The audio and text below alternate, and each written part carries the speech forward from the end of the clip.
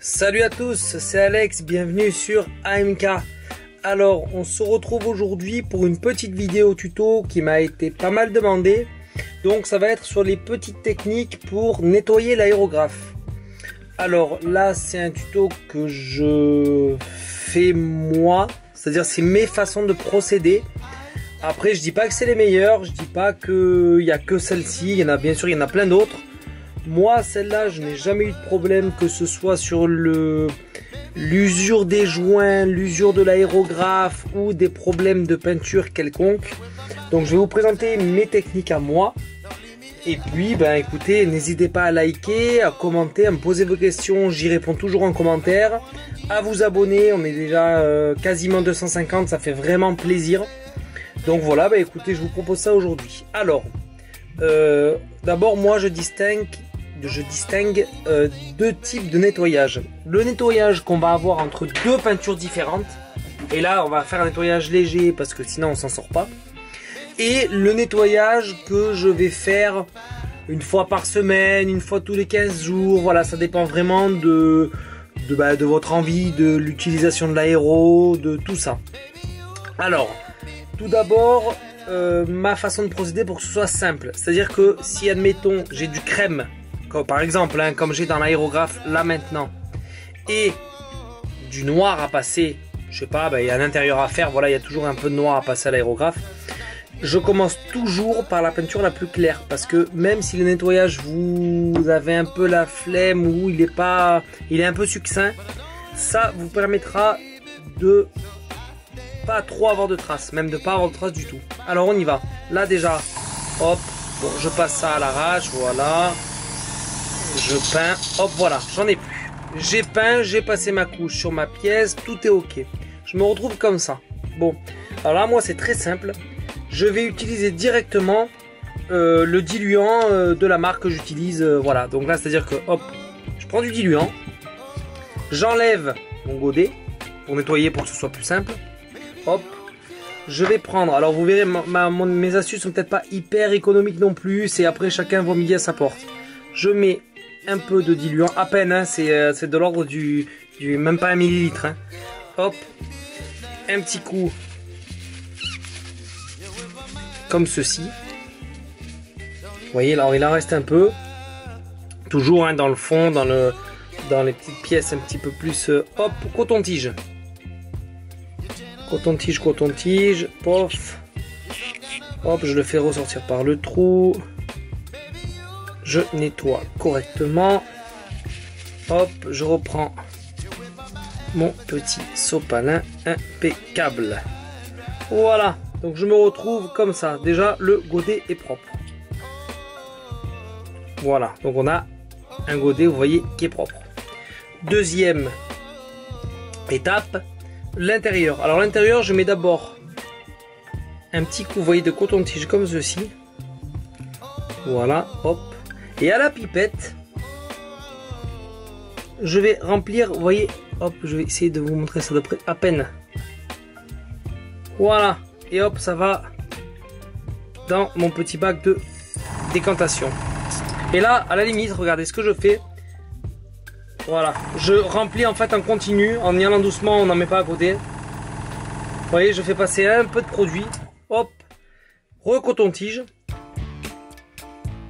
Donc vous voyez, c'est vraiment un nettoyage rapide, succinct, il m'a fallu 30 secondes. Hein. Et hop, je mets toujours, attention à la pointe, un petit coup ici. Pas besoin de mettre, hop. Alors voilà, maintenant qu'on en est là, je remets mon godet. Hop, je mets donc un petit coup de peinture. Je vous fais l'exemple, hein, donc je prépare vraiment hop, la peinture avec vous. Bon, hein, je vérifie pas la dilution, on s'en fout, c'est vraiment pour vous montrer. Hop, je prends un petit peu de peinture. Voilà, on en est là. Hop. Ensuite, à partir de ça, donc je peins. Voilà. Voilà, vous voyez, il n'y a pas de traces. Hein. En même temps, du noir, c'était quasiment... Voilà, bon, j'ai peint, j'en suis là. Et là, eh ben, écoutez, je refais exactement la même chose. Tac, j'enlève. Hop. Donc je nettoie, pour ceux qui n'ont pas bien vu tout à l'heure, l'intérieur. Donc je reprends ma petite pipette. Hop, je refais passer, comme tout à l'heure, du liquide, du diluant directement dans le petit trou. Hop, petit coup de nettoyage ici. Petit coup de nettoyage là. Donc je l'utilise pur. Hein. Hop, bon, je nettoie mon godet. Ça, vous l'avez vu, je vous le remontre pas. Je le ferai après moi de mon côté. Voilà, avec un petit coton-tige, machin. Le godet, c'est à la limite, c'est pas hyper important. Voilà, donc là, il est propre. Il est prêt même à repasser du blanc. Hein. Je pourrais vous le montrer. Ça, on repasse du blanc sans souci avec. La petite nuance que je fais moi toujours, parce que ça, pur, attention. Les diluants, souvent, il y a de l'alcool. L'alcool, ça sèche tout ce qui est caoutchouc, joint, ça sèche un peu tout ça. Donc, moi, ce que je fais toujours, j'ai un petit récipient d'eau propre, bien sûr, à proximité.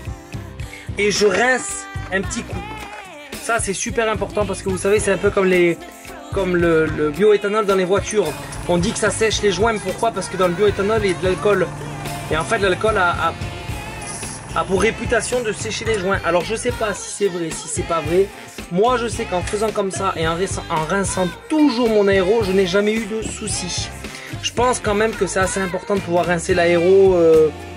Ouais, l'aéro en fait, hein, ça coûte rien, ça change rien, ça peut pas rouiller puisque bon, ben là c'est de l'inox donc il n'y a pas de souci. Voilà, donc ça c'est pour le nettoyage, on va dire quotidien. Voilà, c'est-à-dire que c'est le nettoyage que vous allez faire un peu tous les jours quand vous n'avez pas trop envie de vous embêter. Voilà, vous changez de teinte, vous savez que le lendemain vous allez reprendre la maquette. Bon voilà. Ça, je le fais, on va dire, oui, bah, à chaque utilisation de l'aéro. Le deuxième nettoyage, ça c'est le nettoyage, moi que je dis du week-end, parce qu'on a un peu plus le temps, on est un peu moins pressé. Donc le nettoyage du week-end, là par contre je démonte. Donc, hop, j'enlève l'aiguille. Alors attention, il y a une technique pour enlever l'aiguille. Je vais vous montrer ça tout de suite. Donc, on retire. Pareil, pour les débutants, n'ayez pas peur de démonter l'aéro. Juste au pire, vous notez l'ordre de démontage. C'est-à-dire que vous mettez, ben voilà, j'ai démonté d'abord le corps, je le mets là. Vous voyez, j'ai démonté le truc, je le mets avant. Là, je dévisse, j'enlève pas. Je dévisse seulement ça. Et ne le tirez pas en arrière. Parce que si votre aiguille est sale à la pointe, toute la peinture va passer dans le corps.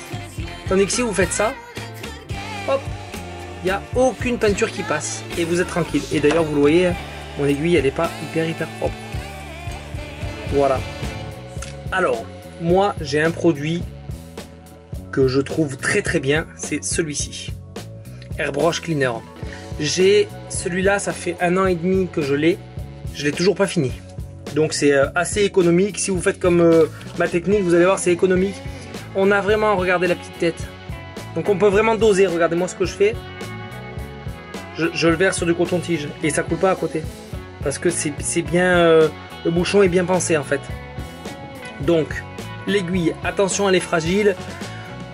Les débutants, encore une fois, n'ayez pas peur, c'est fragile, mais c'est pas non plus du verre. Hein. Moi, je me rappelle quand j'ai commencé, j'avais toujours peur de démonter, machin, tout j'entendais sans arrêt, c'est fragile. Oui, c'est fragile, mais c'est pas non plus du verre, ça va, on peut y aller, il n'y a pas de problème. Donc, l'aiguille avec ce produit que je viens de vous montrer sur un coton-tige, voilà, là elle ressort impeccable. Ça, c'est la partie facile. La partie un peu plus complexe, c'est celle-ci. Si le focus veut bien faire sa mise au point. Donc toujours coton-tige, un petit coup là. Coton-tige bien imbibé, hein, c'est-à-dire que il y a quand même du liquide qui sort de mon coton-tige, quoi. Il n'est pas sec, hein, c'est hop, on peut démonter ça. Vous voyez la petite tête et mettre un petit coup aussi dedans. Regardez, toujours pareil au coton-tige, c'est très sympa en fait. L'aérographe, faut prendre son temps. Il faut pas avoir peur de le démonter et en général ça se passe bien, quoi. Là où je vous fais attention, je vais vous montrer après. Où j'ai eu plusieurs petites frayeurs, donc là voilà, j'ai bien nettoyé. Vous voyez là, il y a un petit joint, pas si on va le voir là, tout le tour. Bon, il n'est pas hyper propre, mais c'est bon, ça fait l'affaire. Hop, je remonte ça, impeccable. Et maintenant on va passer donc à cette partie là à l'intérieur qui arrive ici. Alors moi j'ai acheté, mais je vais pas vous mentir, c'est pas je m'en sers pas non plus tout le temps. D'ailleurs, je le retrouve même plus. C'était des petites... hop, ça va bouger, c'est pas grave. C'est des petites... Ah, mais si je les vois, elles sont là. C'est des petits trucs comme ça. Des petits goupillons. Ça vaut pas cher. C'est-à-dire que c'est pas d'inquiétude, hein, ça vaut 5 balles, je crois. Donc moi, en fait, vous voyez, ils sont tordus. Ils sont un peu en L. Parce que je les rentre dedans. Et je les fais ressortir. Mais celui-là, il est trop gros. Voilà, c'est celui-là que j'utilisais. En fait, je le fais rentrer à l'intérieur. Hop, ou par là. Voilà.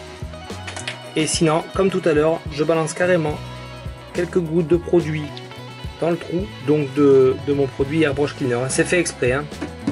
Donc pas de souci. Hop, et je nettoie là. Là, je m'assure qu'il n'y ait plus rien à ce niveau-là dans le trou. Et voilà. Et là, après, ben, écoutez, votre aéro est correctement nettoyé. Voilà, les débutants, encore une fois, quand vous démontez l'aéro, n'ayez pas peur, mais faites quand même attention à la petite gâchette.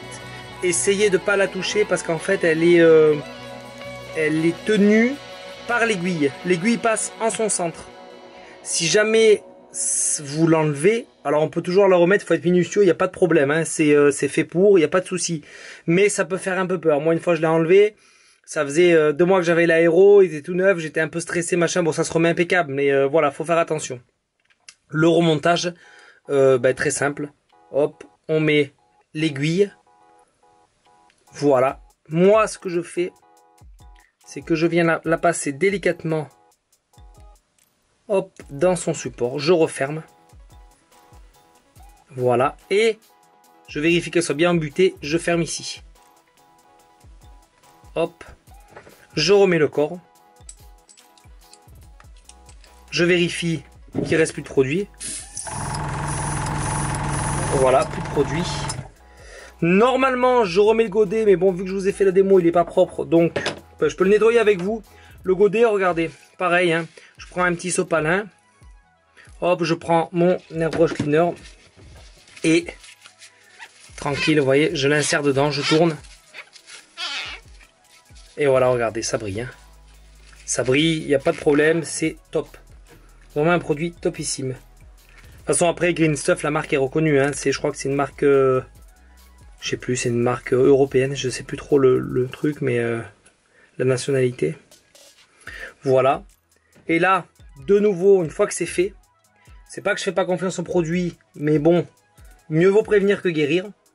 Je me reprends, hop, un peu d'eau. Même je remplis le godet d'eau en fait. Hein. Tu vois, je m'en aperçois là en le faisant parce que moi c'est des gestes que je fais machinalement. Hein. Et je passe de l'eau. Pour bien rincer les joints, les résidus de produits, voilà. Là je sais que mon aéro est propre. Voilà, il a été démonté, il est impeccable. Là j'ai fait mon nettoyage du mois. Et on peut repartir sur de bonnes bases. Ça, voilà, je dis du mois, oui, ouais, je le fais aussi si je le fais quand j'ai passé du noir. Parce qu'on sait jamais les résidus de noir ou quand je dois faire une carrosserie aussi. Mais attention, quand vous faites une carrosserie, rincez bien l'aéro. Parce que ça m'est arrivé, donc c'est pour ça que je vous donne ce conseil-là et que je vous parle toujours de l'eau, de l'eau, de l'eau.